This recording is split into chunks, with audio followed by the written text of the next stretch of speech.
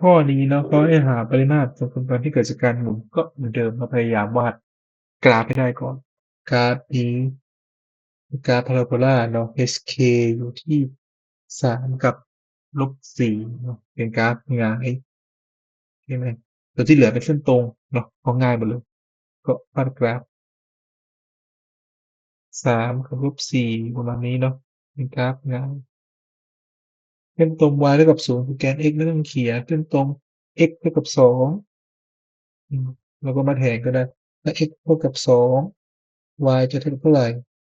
y เท่ากับ2คูณด้วย-1กำลัง2-4จะได้ว่าเป็น2-4ก็คือ-2อันนี้คือจุด2-2มันคือ k 3กับ4อีกอันหนึ่งไม่รู้4อยู่ตรงไหนนะไม่รู้อยู่จุดตัดไหนแต่ว่าลองขีดก่อนก็ได้ x เท่ากับ4จะได้ว่าอะไร2 x y เท่ากับ2คูณด้วย1กำลัง2-4เท่ากับ-2โอเคถูกต้องไม่ใช่จุดตัดก็กลายเป็น4กับ-2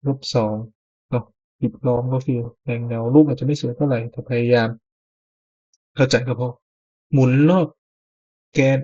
x เท่ากับ10เนาะ x เท่ากับ10มาแล้วก็กะๆเอาก็ได้เนาะ x เท่ากับ10ก็กดอือฮึ x เท่ากับ10อาดู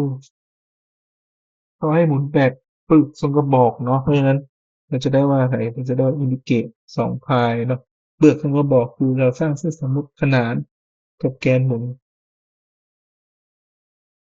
แกนหมุนเราจะเจออะไรเนาะอันแรกคือความยาวของเส้นสมมุติก่อนเนาะก็คือ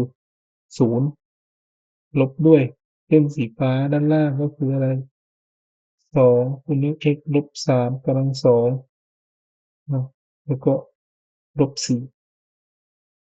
อีกอันหนึ่งคือ